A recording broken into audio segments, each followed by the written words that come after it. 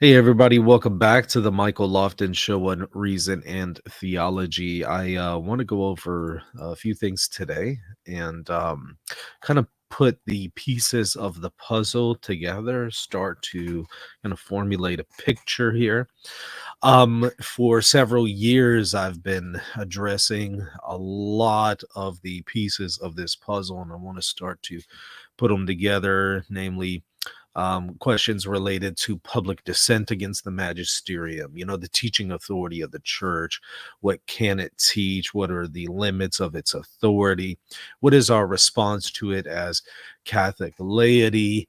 If we have concerns, how are we to express them? To what extent can the church teach error if it can err? In what settings can it err? And then, of course, been lately addressing questions related to the new document by the Vatican, Fiducia Supplicans, and that's, of course, raised a lot of questions. And um, I've also been addressing non-Catholic understandings of ecclesiology, the way the church is structured and how it operates, how teaching authority works. And I've been pointing to similarities between what some Catholics are saying and non-Catholic positions, showing that in some instances we're no longer affirming a Catholic perspective of ecclesiology, but we're repeating the same error as other non-Catholics. I've also pointed and called people's attention to us making some of the same mistakes that some of the dissenters and progressives made whenever they rejected Humanae Vitae. And so, again, I've just been addressing this stuff at length for a while now,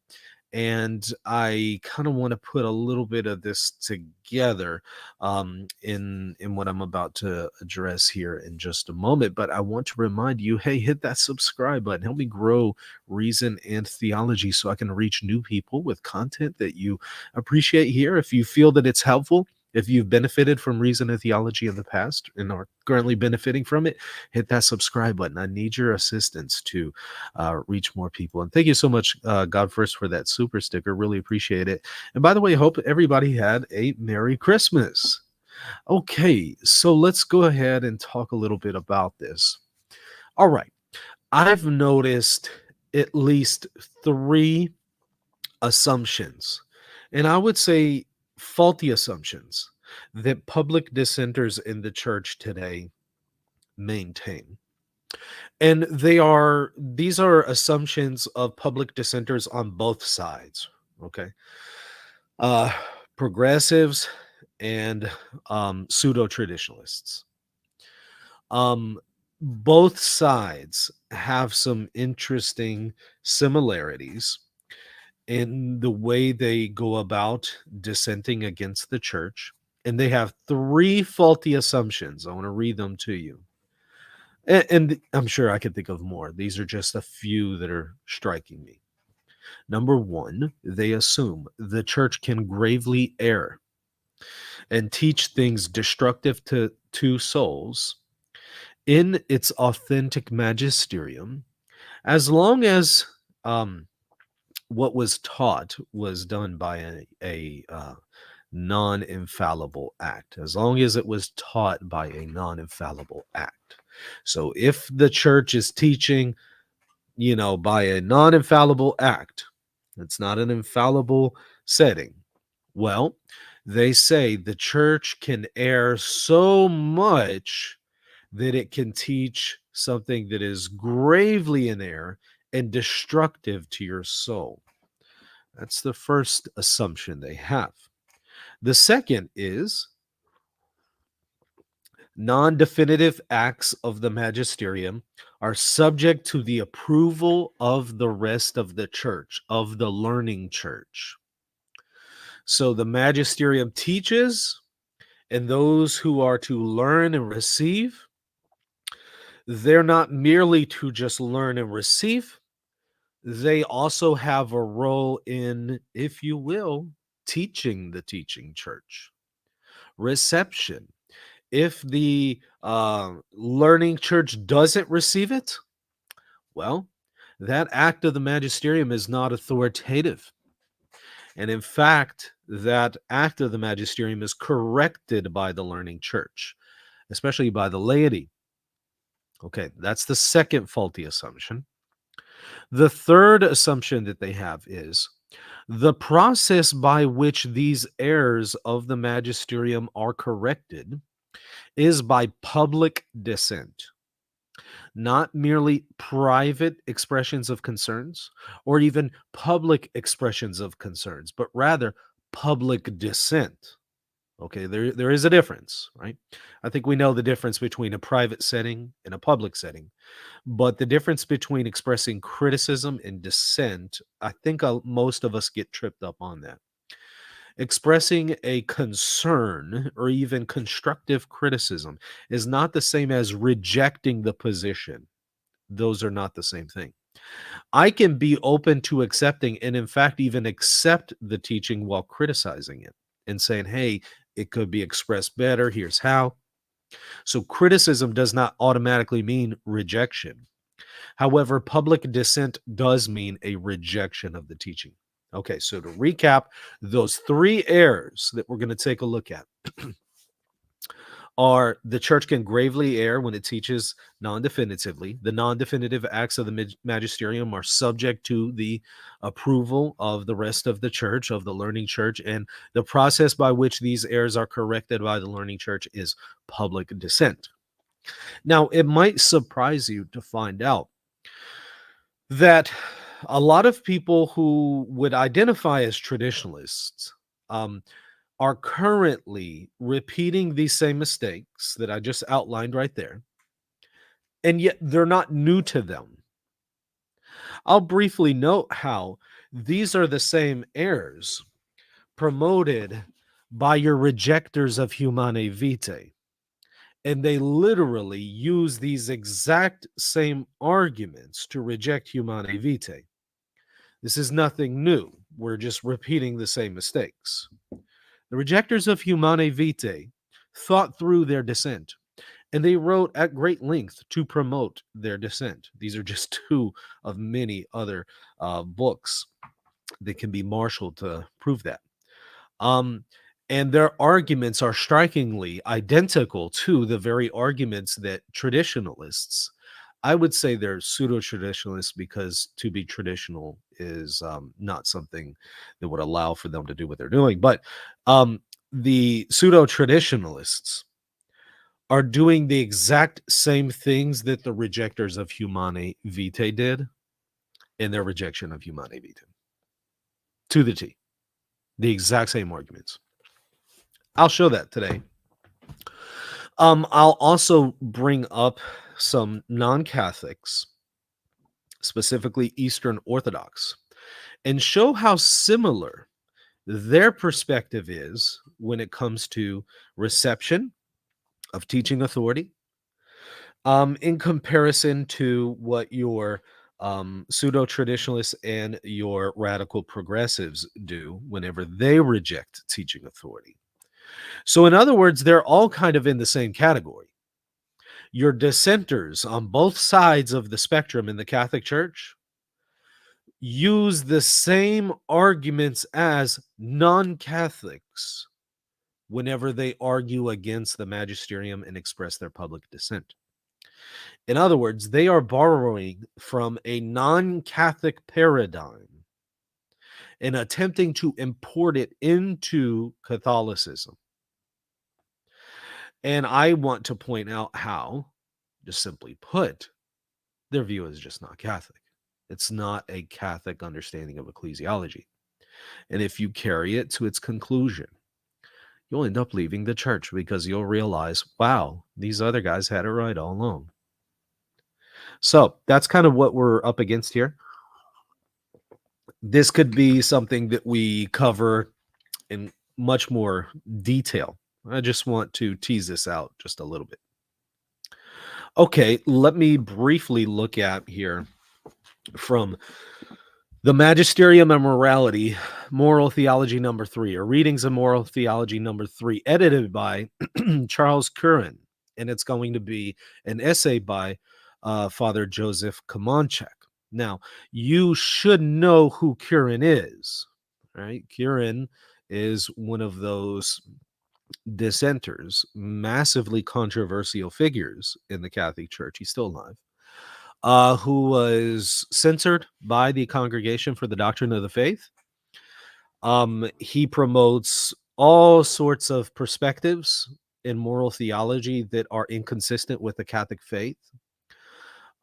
He promotes things in reference to same-sex acts, abortion, and contraception that are incompatible with the Catholic perspective. And yet he'll argue that his perspective is within the realm of Catholicism. Well, he was, of course, censored by the church. But he attempts to marshal a whole bunch of evidence in his favor to support his public dissent against Humanae Vitae and public dissent against other things. And here in this volume, he has a collection of essays by other scholars, again, in an attempt to substantiate his dissent against Humanae Vitae. And one particular essay, again, is written by Father Joseph Kamonchak, who's also still alive, but on up there in age, so pretty much, he's not really a leading figure, I would suppose, in the church today. I would effectively say his career is pretty much over, but Kamonchak wrote this essay, Ordinary Papal Magisterium in Religious Assent. And what's the purpose of the essay? The purpose of the essay is to demonstrate that when the church teaches by a non-definitive act, that is, when it teaches non-infallibly, if you will, that it is subject and capable of teaching grave error for a long period of time, and that it is ultimately up to the learning church, the rest of the church, the non-magisterium part of the church, to correct the magisterium, and not to merely do so privately, but to do so publicly. And what is his example of this? You guessed it, Humanae Vitae. He thinks that Humanae Vitae is potentially, at least, a very grave error in teaching authority, and that it is 100% legitimate. In fact, the duty, he says, it's a duty, it's an obligation for those who know that it's an error to correct Humanae Vitae and to do so publicly. So he lays the case for public dissent. First, he explores the question of public dissent in the manualist tradition and also according to the Second Vatican Council. And he notes that in the manualist tradition, the preconciliar period, the theologians were not favorable to public dissent. In fact, there's very, very little that can be mustered from the manualists to support public dissent. They're pretty much against it by way of a consensus.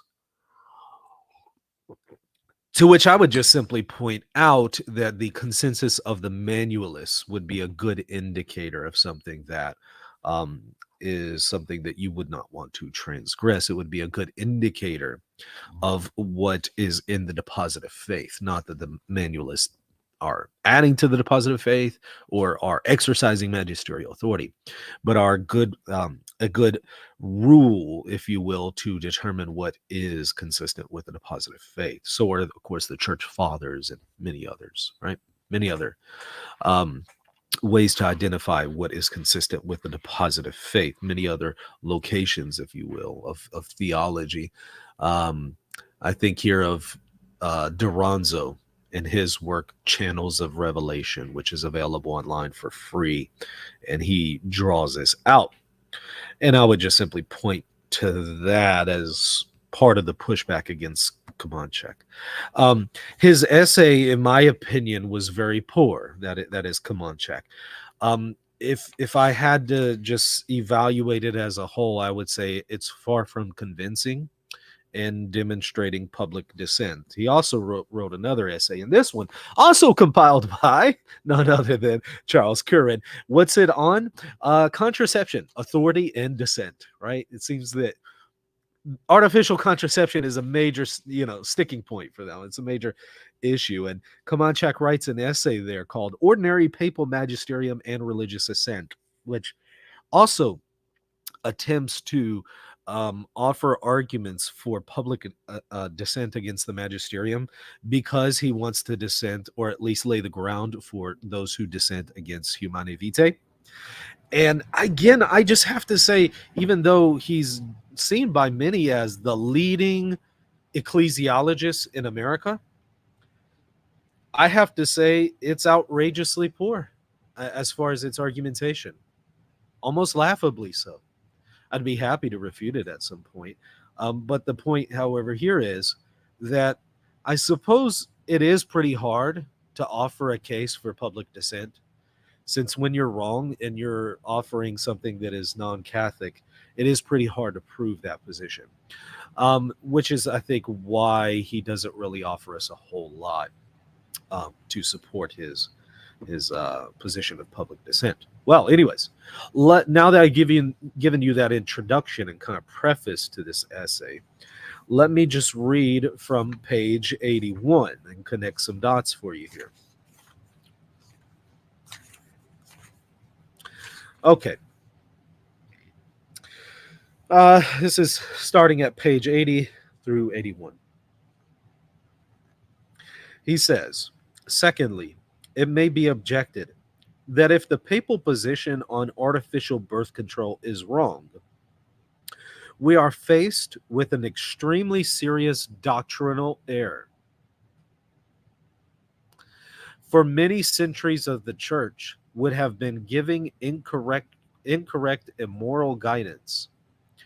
There are theologians who believe it impossible for the Spirit ever to permit the church to fall that seriously into error. Well, I'm one of them, right?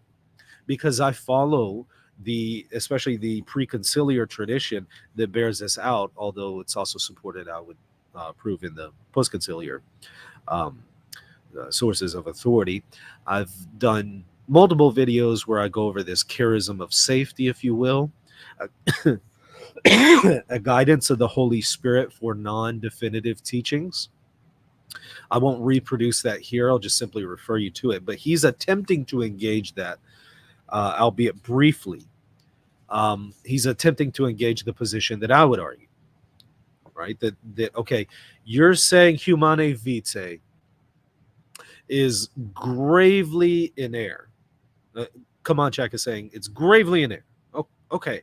Well, if that's the case, then doesn't that then mean that the church was teaching error for a substantial period of time? Because is not Humane Vitae the expression of the church's teachings throughout the ages? And would that not then mean that the Spirit has allowed the church to fall into serious error for so many centuries in its teaching authority? It does that then not put into question the church's indefectibility? Okay, so he's going to attempt to engage that in about 2 sentences.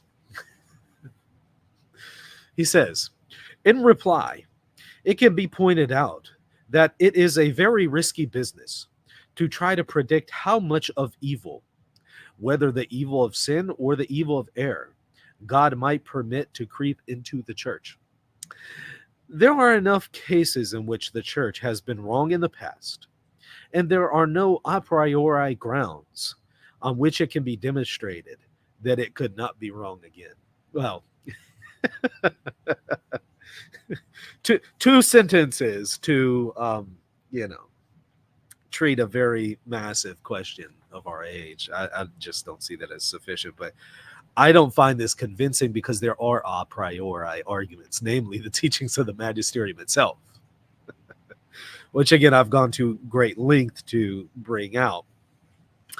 And so I won't reproduce that here, but I would just simply say this was a miserable attempt to refute that thesis. I don't even know why it was brought up if you're going to spend only 2 sentences refuting it and then do such a poor job. But okay. But that's not the biggest thing I wanted to draw out from it. Or let's read this next part. Others object, however, that even if the teaching of Humane Vitae is reformable, even if objectively it is wrong, still this encyclical represents what the Spirit, speaking through the Pope, wants us, historically conditioned creatures that we are, to do here and now. Not a very strong attempt to steel man his opponents, I might add. We must live by our present lights, and this is all the light the Spirit is now giving. In reply, it can be noted that, first of all, the teaching of Humane Vitae, as any other teaching, requires assent only to the extent that it is objectively true. Hmm. Interesting. Given how similar that is to the Eastern Orthodox understanding of teaching authority, as I'll demonstrate later on, but maybe just make a mental note of this. Um, the teaching of the church is authoritative and binding only insofar as it's true, is what this argument is. Okay. Isn't that part of the problem, though? Who here determines what is objectively true? You as the individual, or the community as a whole? Well, congratulations, you've just adopted the Eastern Orthodox understanding of reception. It's just that this is nothing new. This is, in fact, borrowing from a non-Catholic understanding of ecclesiology and attempting to import it into Catholicism because we don't like what the Pope taught, specifically Humane Vitae. And I'm going to show you how this same error is being reproduced by some of the people who reject fiducia supplicans, which is why I've been saying there are so many striking parallels between the case with Humane Vitae and fiducia supplicans. I did a video about that not long ago, and I gave 7 points of similarity. I mentioned that in a community post, and a lot of people laughed at it, and they just thought this is ridiculous. Michael, have you gone insane to suggest that there's a similarity between Humane Vitae and fiducia supplicans? Well, that just goes to show you how poorly educated so many Catholics are on this point. That they can't make those connections, that they don't see the striking parallels. That shows you how poorly catechized we are, and unimaginative, I guess we are. So what this does is it raises a lot of concerns, because if we're not connecting the dots, guess what? We're going to repeat the same mistakes, which again, the critics of fiducia supplicans are repeating the same mistakes as of Humane Vitae. And I'll bring that out here in a moment. Okay. He says, while one may be required to obey a law that one may believe to be incorrect, no one can be required to assent to a teaching he believes to be incorrect. What's the problem there? The problem is you and your conscience are not the ultimate criteria by which you determine what is and is not to be given assent.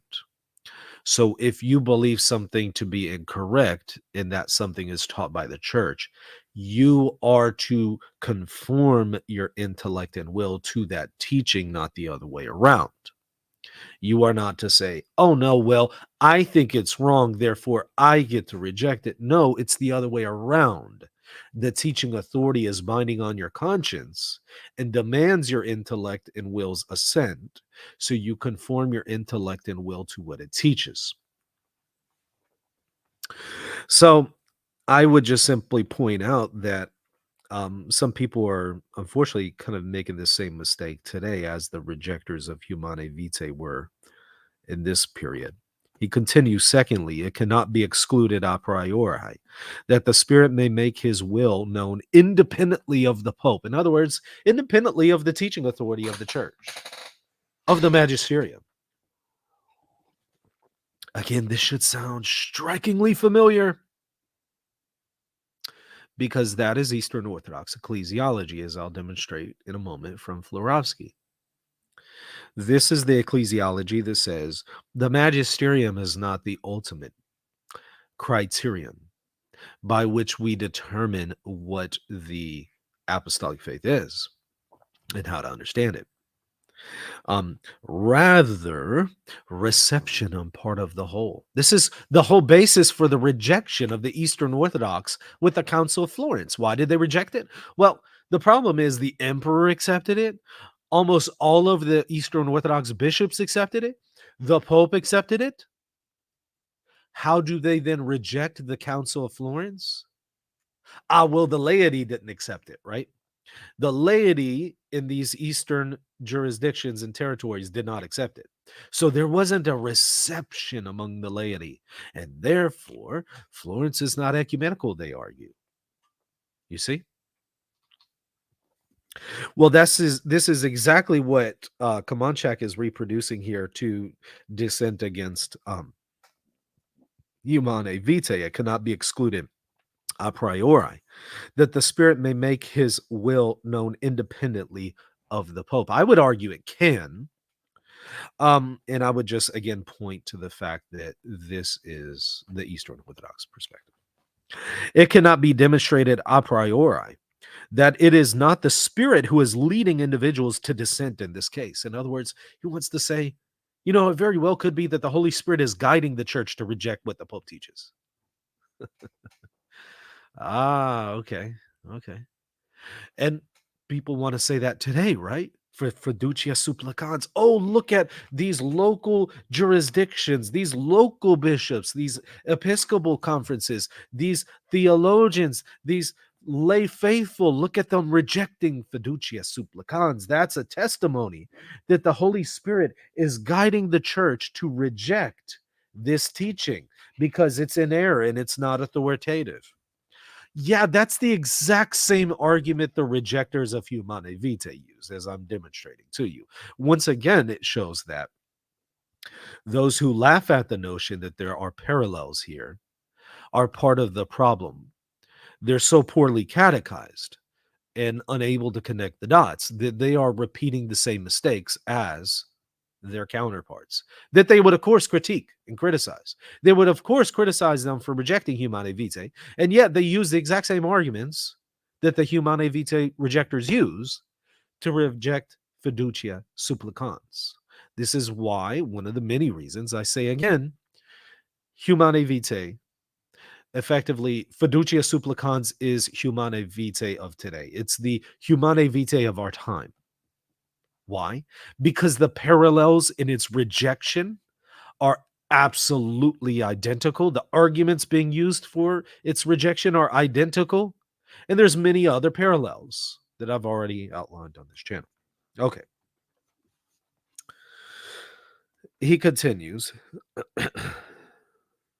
And therefore, it cannot be excluded a priori that the Spirit may be using such dissent to correct more quickly than would otherwise be possible a teaching that is, as all agree, at least reformable and possibly incorrect. And in fact, he wants to argue it should be done publicly, because if it's not done publicly, if it's only done privately, that is, theologians correct the magisterium merely privately, which is what Dona Veritatis says, right?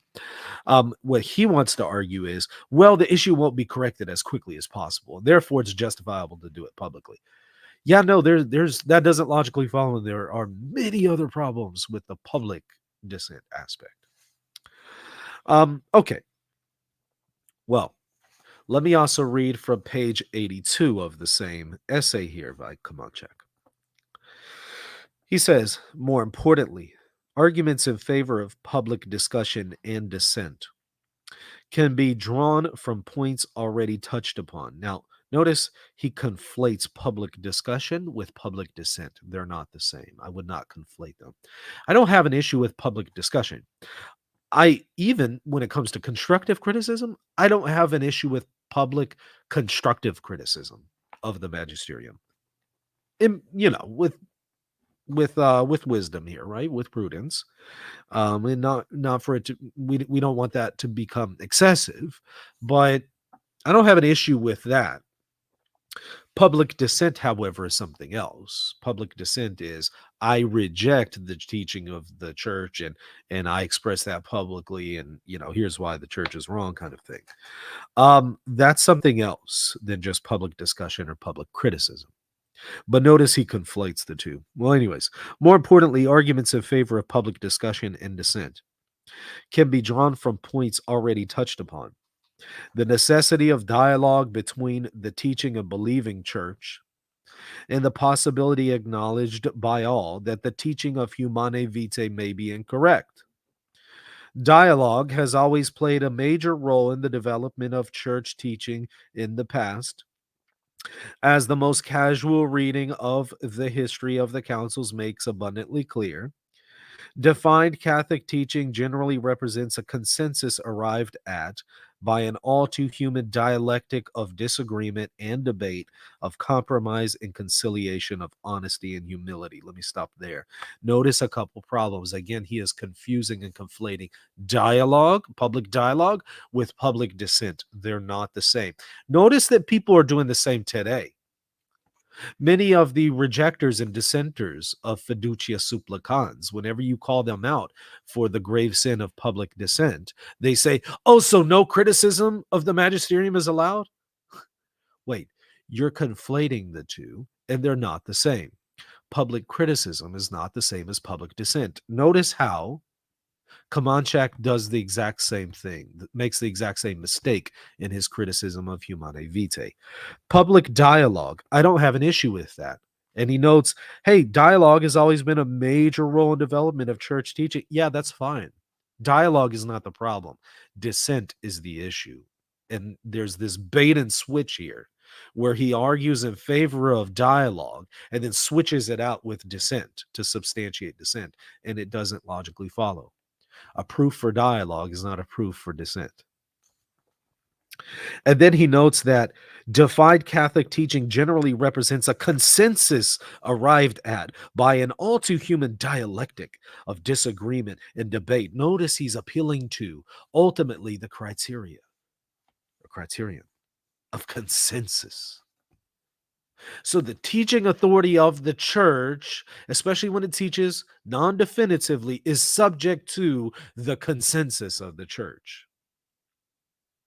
Does that sound familiar? It should, because again, that's Eastern Orthodox ecclesiology. Komiakov. Now, of course, obviously, they apply that also to ecumenical councils and things like that. But at the heart of it, it's the exact same thing. An end to such a process was considered to have come only with a definitive pronouncement of pope and or council. There is no reason why such a dialogue should be stopped before such a pronouncement in the present case, to which I would also point out, yeah, there are many other reasons why dissent should not be conducted that has nothing to do with a dialogue. So I'll get the bait and switch there. But number two, I would say, why does he stop with a pope or council when it teaches definitively? Why does he stop there? Oh, well, because of course, Vatican I and such. But why? Why stop there? Why? The Orthodox are just going to consistently apply this to those as well. And just say even popes and ecumenical councils are subject to consensus of the faithful. So why do you stop there with infallible teachings and infallible acts of the magisterium? Why don't you say those two are also subject to consensus?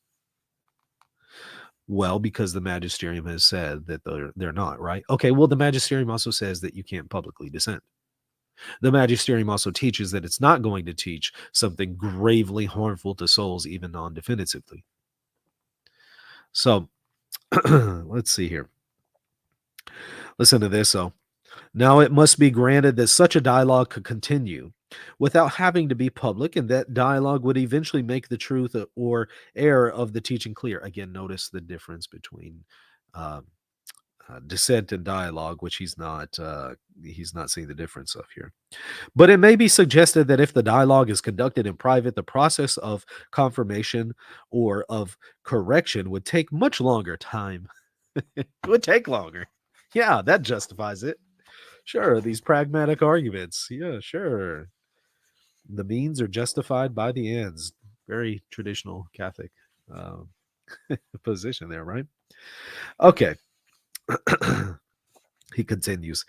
In light of an affirmative answer to these questions, what I call the possibility of public dissent can well be described as the right or indeed the obligation to dissent publicly. Again, notice he fails to distinguish between dialogue, discussion, criticism versus dissent. He even conflates this and does not distinguish between suspending assent. At the very end, he says, even if, therefore, someone may still be convinced that public dissent in the church may do more harm than good, only good can come from a clear and intelligent explanation of the various responses a Catholic owes to the various exercises of the church's teaching authority. An explanation that would have to include as well a discussion of the circumstances under which it is quite legitimate and even necessary for a Catholic to suspend his assent. Now, notice that he seems to conflate public dissent with a suspension of assent. They're not the same. Suspending assent is one thing, and that can be done privately and internally. Public dissent is not only an internal rejection, but it's also a public expression of that rejection. Withholding of assent and in doing so privately is not the same as publicly rejecting. Not the same thing. But he seems to conflate all of these things. Again, I thought it was very poorly written and argued. Now, we have a lot more ground to cover here. Let me take a quick break and grab some coffee, and we're going to continue with, not only some things that some Catholics have said, but also we're going to take a look at some Eastern Orthodox views on this matter. So stay tuned for more.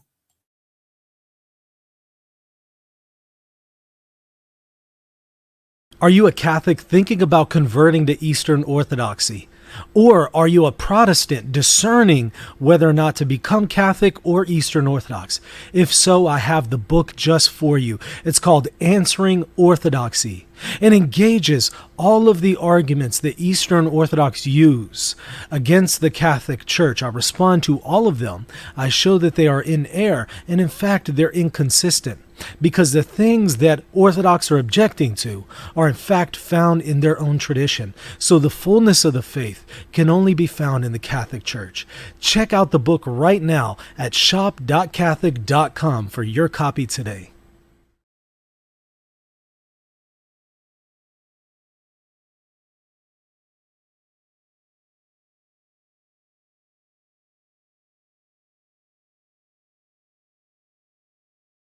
All right. Now, let me briefly remind you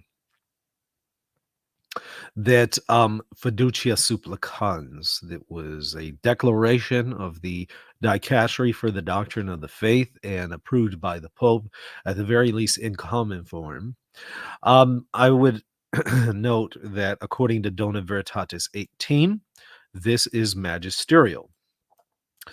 If you just simply go to, again, Donum Veritatis online, share my screen, let me remind you again that it is magisterial. If you look here at paragraph 18, the Roman pontiff fulfills his universal mission with the help of the various bodies of the Roman Curia, and in particular with the Congregation for the Doctrine of the Faith, now known as the Dicastery for the Doctrine of the Faith, in matters of doctrine and morals. Consequently, the documents issued by this congregation, or dicastery, expressly approved by the Pope, participate in the ordinary magisterium of the successor of Peter. In other words, what you have with Fiducia Supplicans is magisterial. It is an act of the successor of St. Peter. It is part of his teaching authority. What does that require on our part? Well, let me remind you of the profession of faith that we have to profess as Catholics, or we're not Catholics, Third paragraph here. Third paragraph of the concluding paragraphs of the Professio Fidei. Again, you must be a Catholic in good standing. You must affirm this to be a Catholic in good standing. Moreover, I adhere with religious submission of will and intellect to the teachings which either the Roman pontiff or the College of Bishops enunciate when they exercise their authentic magisterium, even if they do not intend to proclaim these teachings by a definitive act. So even if it's not definitive, which the church has noted elsewhere would mean non-infallible, when the Pope teaches submission of intellect and will is to be provided, this is based again on Lumen Gentium 25 and many others, but it's right here in our profession of faith.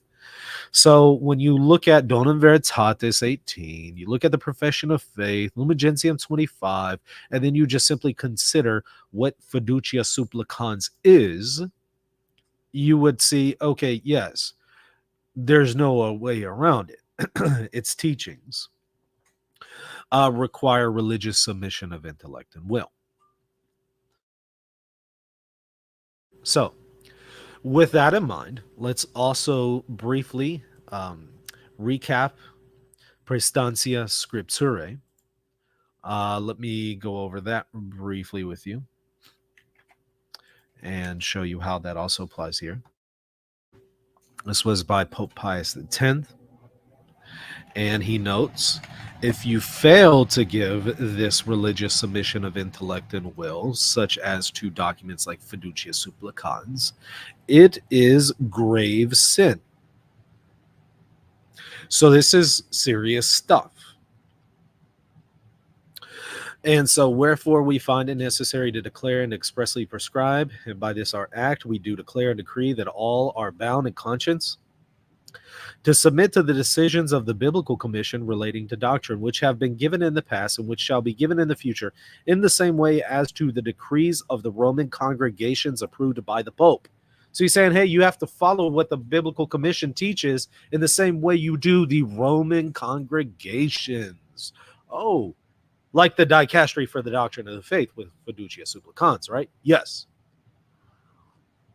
What's the consequence if you fail? Nor can all those escape the note of disobedience or temerity, and consequently of grave sin, who in speech or writing contradict such decisions. And this besides the scandal they give. Notice that. It's not the Pope who has caused the scandal here. The real scandal is the dissenters of Fiducia Supplicans dissenting against it while claiming to be Catholic. That's the real scandal here, according to Pope Pius X.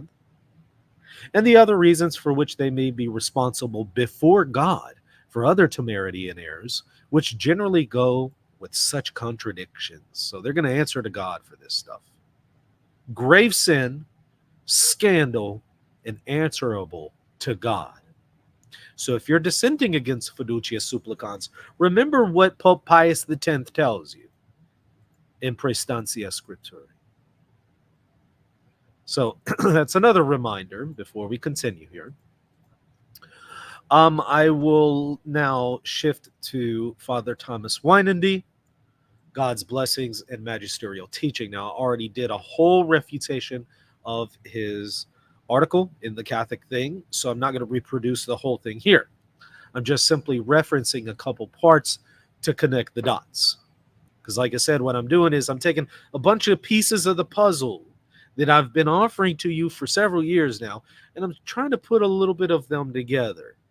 I mean, much more work needs to be done for me to show you a whole picture here, and you can't do that in one video. But I'm trying to connect the dots in some cases for people. Okay. Now, Father Weinandy, let me briefly pull up the essay here in the Catholic Thing.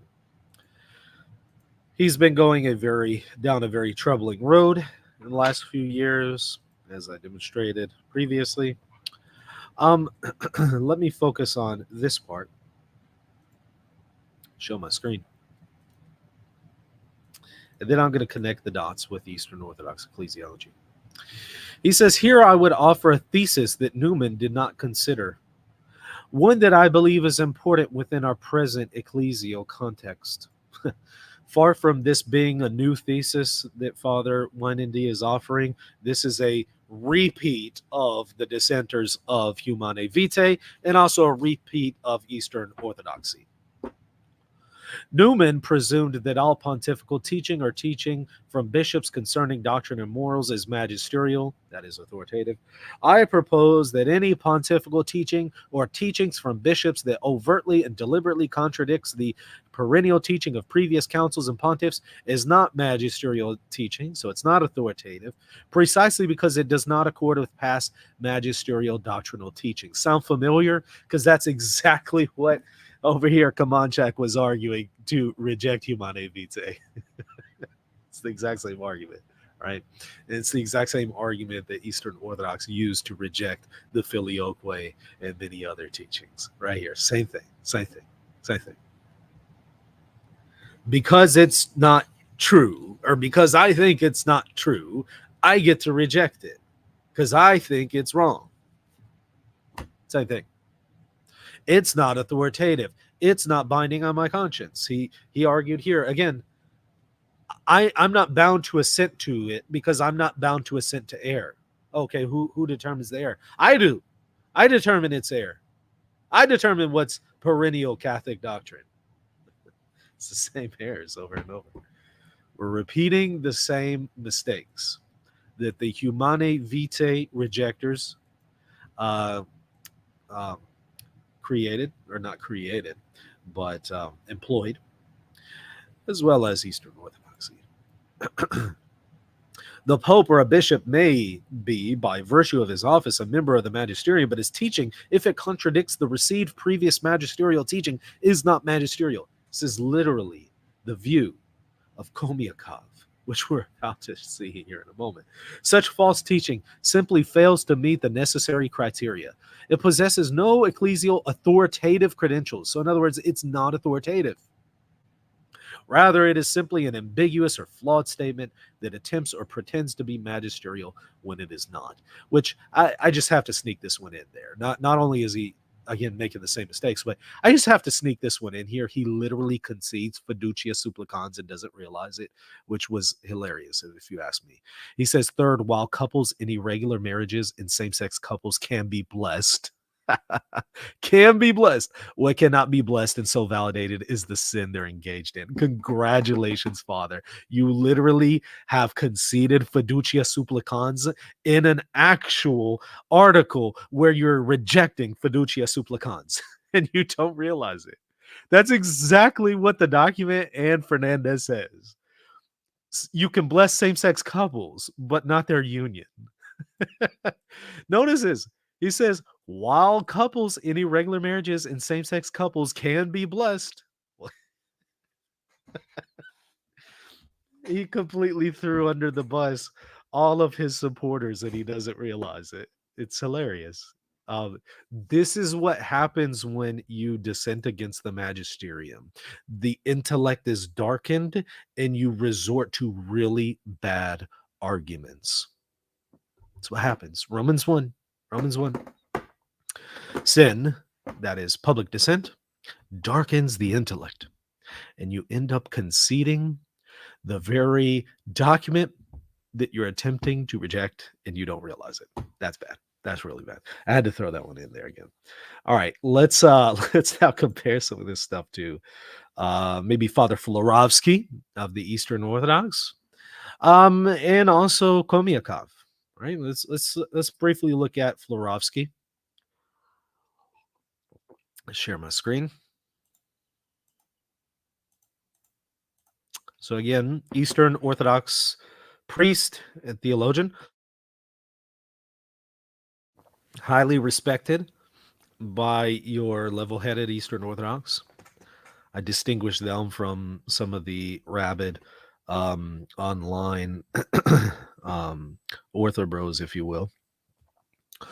All right, Father Florovsky, the authority of ancient councils and the tradition of the fathers. Oh, well, he notes this in other words, the ultimate authority and ability to discern the truth and faith is vested in the church, which is indeed a divine institution in the proper and strict sense of the word, whereas no council and no conciliar institution is de jure divino exempt or except insofar as it happens to be a true image or manifestation of the church herself.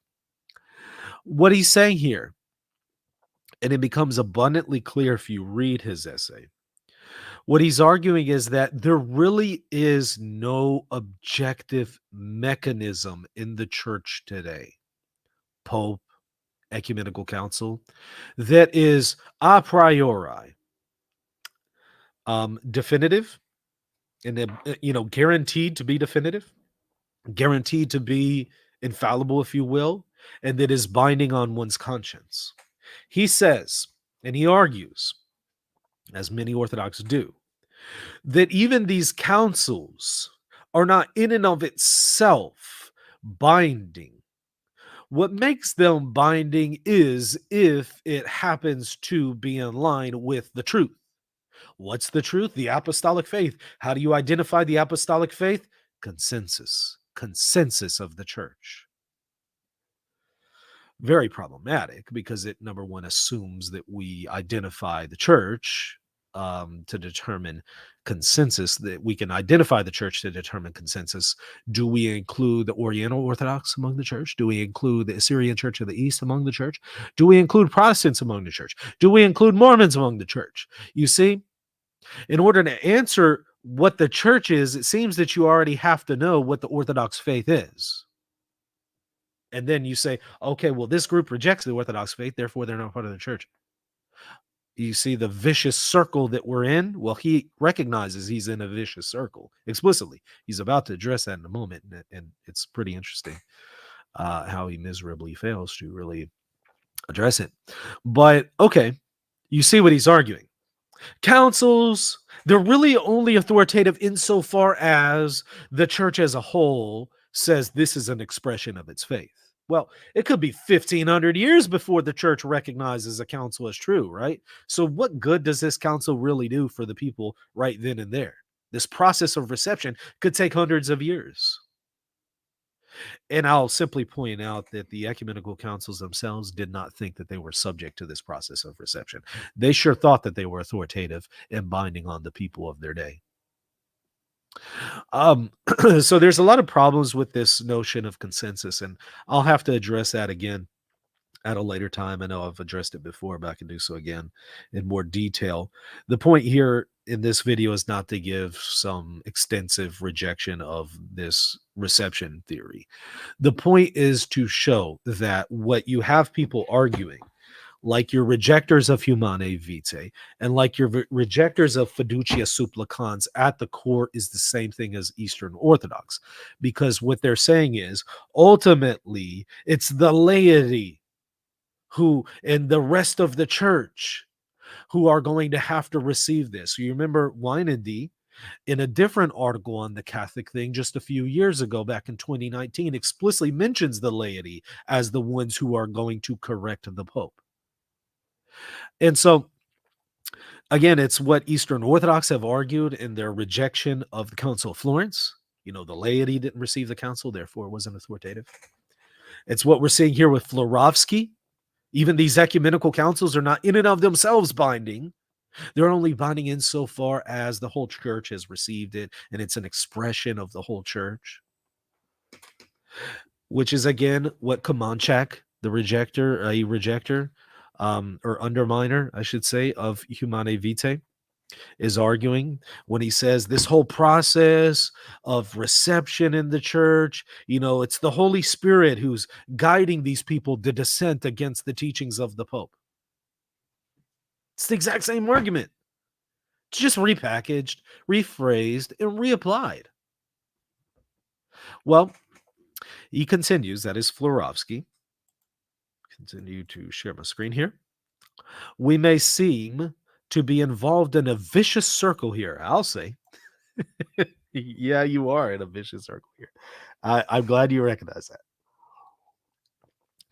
Does he sufficiently get out of that vicious circle and problem? No, he does not. Which is one of my biggest problems with Eastern Orthodoxy. It is internally incoherent. And you even have some Orthodox who are proud to admit that. They say, yeah, yeah. If you want things to check out and make sense rationally, go become Catholic. We don't have that here in Orthodoxy. God teaches his truth through, these expressions and through these feelings and through this and that, and it's not necessarily that he gives you this objective mechanism kind of thing. And yeah, there's Orthodox who are proud to admit that. And I would just simply say, okay, well, thank you for admitting that what you're proposing is irrational, and thank you for admitting that you cannot defend coherently your position, um which is why I can't take it seriously. Well, does Florovsky get out of this vicious circle? No, he does not. He says we may be actually involved in it if we insist on formal guarantees in doctrinal matters. I would say he's in it regardless, whether he insists on a formal guarantee or not.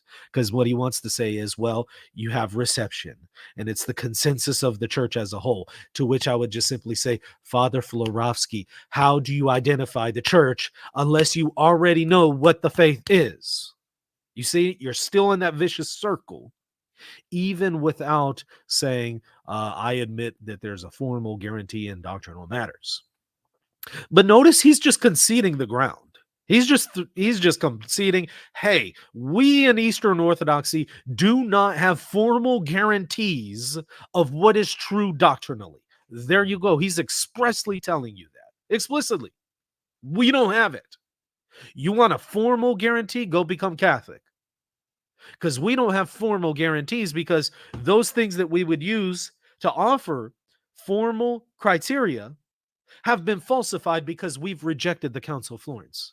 And all of the criteria to determine what is ecumenical is present at the Council of Florence, but he obviously rejects that as Eastern Orthodox. So he has to throw under the bus any formal guarantee of what is authentic doctrine.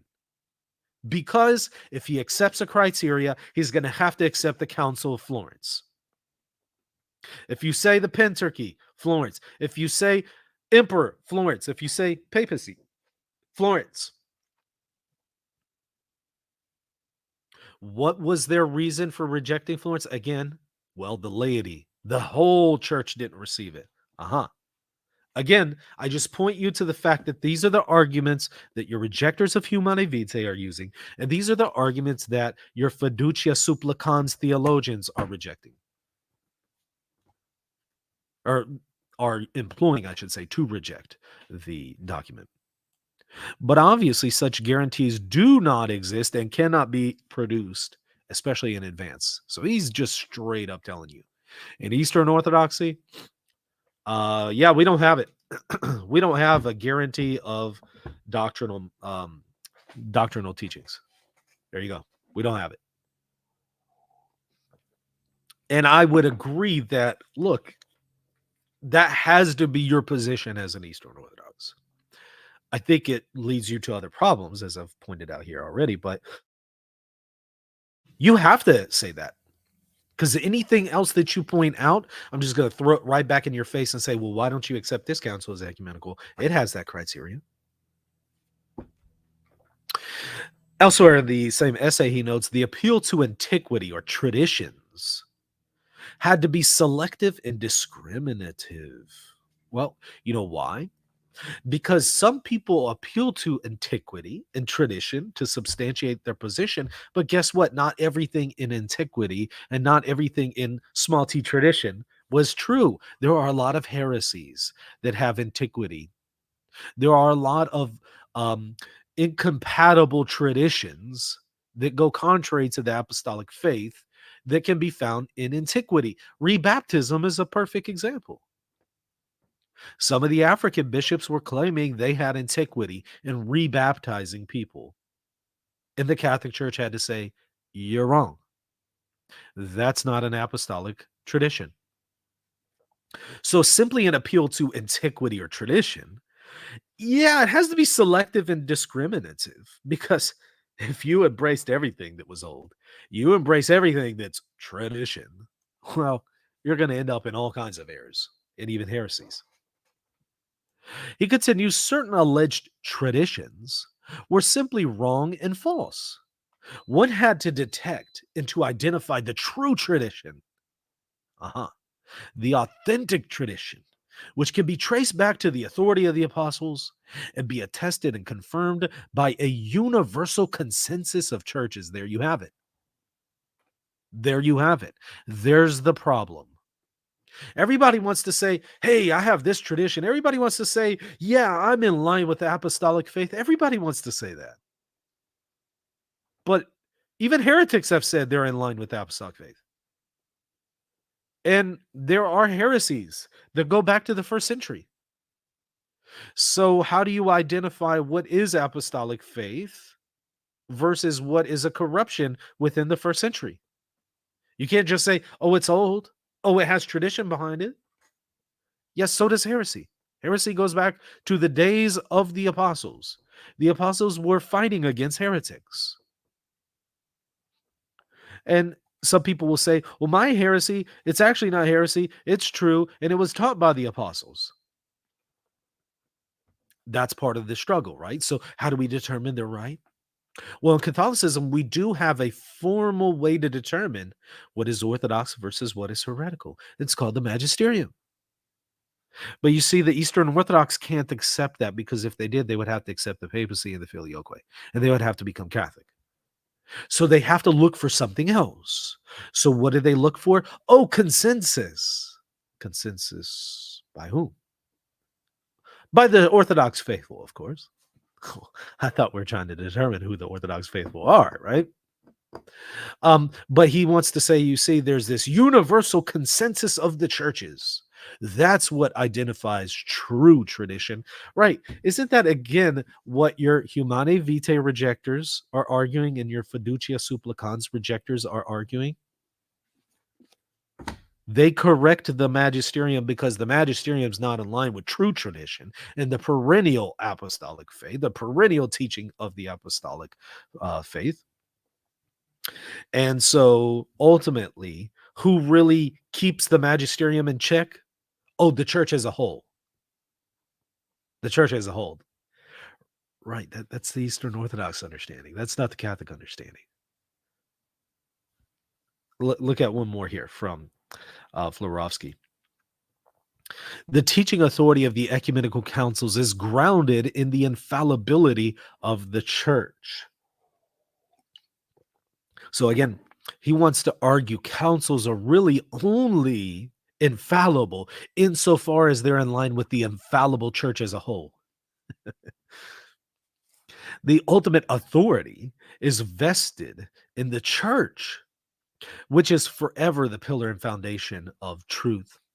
It is not primarily a canonical authority, right? Because they can't show you canonically what an ecumenical council is. They don't have any canonical criteria.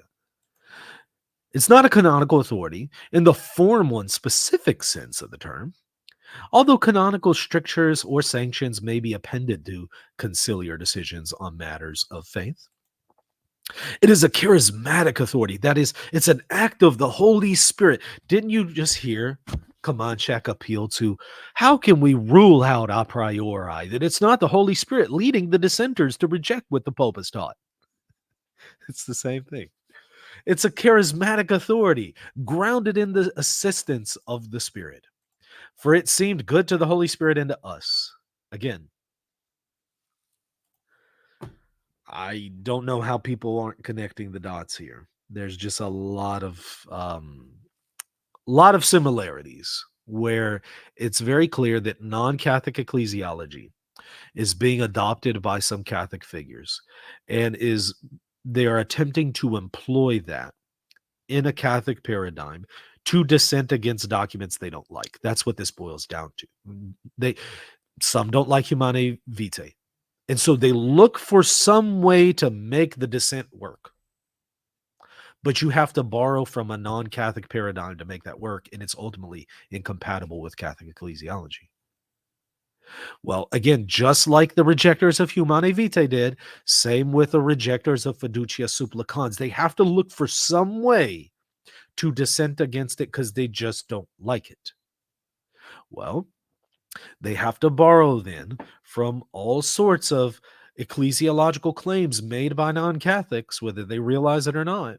Even if they think they're reinventing this thing or they're inventing it for the first time, they're actually reinventing the wheel and making the same mistakes that the non-Catholics made. So again, whether they realize it or not, they're having to borrow from non-Catholic paradigms, and then they import that within Catholicism as grounds to reject some document that they don't like from the magisterium, and then it crumbles apart when you really just sit there and scrutinize it and criticize it and show that, okay, yeah, this doesn't work. Let's briefly also look at Callistus Ware, who brings this out more. At the 59-minute mark in a video called The Decisive Importance of Councils in the Life of the Church with Metropolitan Callistus. This was one of the earliest videos I did at the very beginning of this channel. I'll perhaps need to redo it and critique the whole thing. But let's just briefly look at 59-minute, 45-second to the 1 hour mark. Let's watch it together. See. Okay. All right, here we go. So then, a council is ecumenical if it is recognized as such by the general conscience of the people of God, by the royal priesthood of the baptized in its entirety. And this is a recognition after the event, post facto. It may be tacit and implicit, rather than expressed through any formal process. There is no plebiscite. But in the ongoing life of the Church, it simply becomes clear that God has spoken through a particular council, or that he has not. All right, we need to watch that again, but all right, what he's attempting to do in the video is he gives 7 different theories for what an ecumenical council is. The first 6 he rejects, and the 7th he accepts. The 7th is the one you just heard, which is called reception theory, put forward by Komiakov, Eastern Orthodox. Okay, well, some of the other ones were the papacy, right? Papal ratification. If the Pope accepts this as ecumenical and universally binding, therefore it is such. Okay. He rejects that. Why? Because he wants to reject the Council of Florence. you can't embrace the Council of Florence and still be Eastern Orthodox, right? Not at least in good standing. And so he has to look for some way to reject the Council of Florence. So he has to throw that view out, the Catholic view. For those who say an ecumenical council is that which is approved by the emperor, he just can point you to the Robert Synod 449, Ephesus 2, or Florence itself, and just say, well, those were also approved by an emperor, so you can't accept those, right? So he rejects 6 different criteria and presents a 7th. The 7th is, again, consensus of the church as a whole, to which I would ask, which church? You're not including the Oriental Orthodox in here. You're not including the Catholics in here, are you? No. You're including just the Eastern Orthodox, right? Aha. Okay. And by the way, which Eastern Orthodox? Because, again, there's an internal schism here in Orthodoxy. But okay. Aside from that, you've already assumed where the church is. You've already assumed what the Orthodox faith is. And then you're just looking after the fact and saying, okay, this is the Orthodox faith, this is the church, and they all accept this council as ecumenical. Therefore, this is ecumenical. You've assumed what you need to prove. This is why Florovsky recognizes, again, yeah, we have a vicious circle here if you accept that there's some kind of formal guarantee. Well, look, you have this vicious circle either way, even without a formal guarantee, for the reason I just mentioned. And they never really come out of that. They've never worked through that. That's my problem with Eastern Orthodoxy. It does not actually make sense. It's internally inconsistent, incoherent. Okay.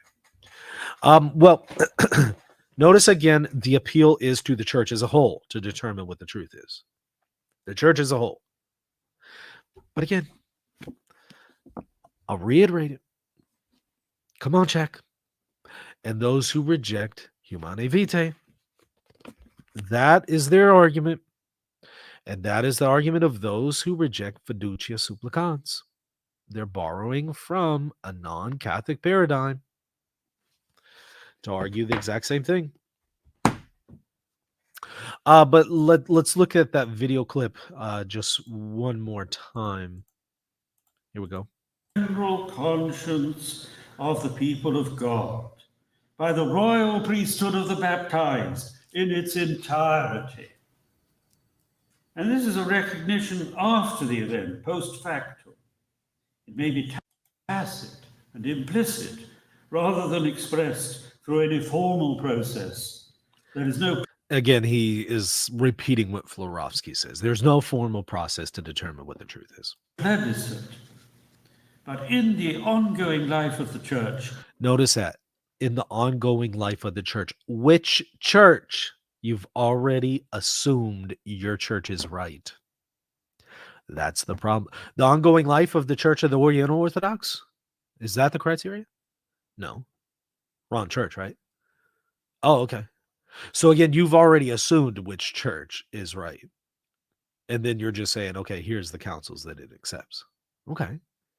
But what is your reason for accepting that church as true? I can give you good historical reasons to accept the Catholic Church as the one that has the faith and is in continuity with the apostles.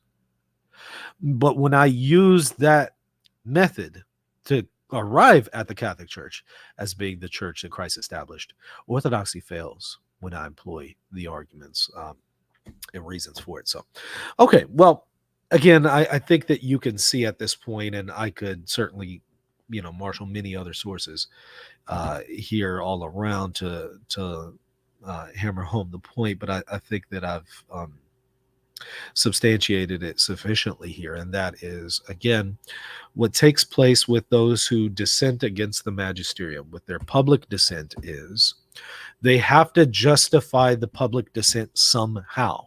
They cannot appeal to Catholic ecclesiology to do it because it doesn't work, and Catholic ecclesiology does not allow their public dissent. So they have to look for some theory that allows for that public dissent. But when they do so, they're reproducing or borrowing from non-Catholic ecclesiology. They're either reinventing the same mistake as a non-Catholic has already done in church history, or they're just straight up borrowing from them. One way or another, whether they realize it or not, that's what they do. And this is again why I'm arguing that Humane Vitae and Fiducia Supplicans have a lot of parallels. And we're repeating the same mistake as Humane Vitae. We're also repeating the same mistake as the rejectors of the Council of Chalcedon. I did a whole video there showing similarities with the controversy over the Fourth Ecumenical Council, Chalcedon 451, and people's rejection of Fiducia Supplicans today. Did a whole video on it. Just as I did a whole video on the parallels between the rejection of Humane Vitae and the rejection of Fiducia Supplicans. The point is, if we don't know history, we're going to repeat the same mistakes. And if we don't know Catholic ecclesiology or we reject Catholic ecclesiology, we're going to employ or reinvent non-Catholic understandings of ecclesiology, attempt to import them in the Catholic Church, and then reproduce the same mistakes that they made. So I hope this video has helped bring that out. If you found this helpful, if you found it eye-opening, I need to know that. Put that in the comment section so that I know, hey, this kind of material is productive. Because I just spent an hour and 15 minutes connecting the dots for people. I want to know if that was a helpful use of my time, a productive use of my time, or if people would be better assisted and would receive better benefit if I used my time in some other way by addressing something else. So, yeah, put that in the comment section. I want to know if this was helpful for you. Please address that there in the comments. Hit that like button. And if you have found the channel to be helpful to you and you want to see other people assisted by the content of this channel, please hit that subscribe button. There's still a lot of people who watch the channel who are not subscribed. It takes just a second. Hit that subscribe button, and that will help reach more people with this content that you believe is helpful. So again, if you believe it's helpful, go ahead and do that for me. And also, if you want to support the channel financially so that this could continue to go and I could continue to provide this kind of content, a great way to do it is patreon.com/reason and theology. Go ahead and support me there so that I can continue to produce this content, and you'll also gain access to extra content, unique content that's for patrons only, and in other cases early access among other perks. And also check out the GoFundMe link or the PayPal link there in the show notes if you would rather use those. Okay, everybody, I will see y'all soon. Hope y'all enjoyed this. God bless. Are you a Catholic thinking about converting to Eastern Orthodoxy?